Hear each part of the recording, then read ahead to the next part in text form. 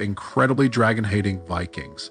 Leading the charge is the massive, magnificent Stoic the Vast, chieftain and the epitome of Viking brawn.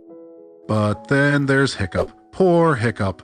He's Stoic's son, but he's about as Viking as a garden gnome. Instead of swinging an axe, he's tinkering with gadgets in Gobber's blacksmith shop, much to the exasperation of basically everyone.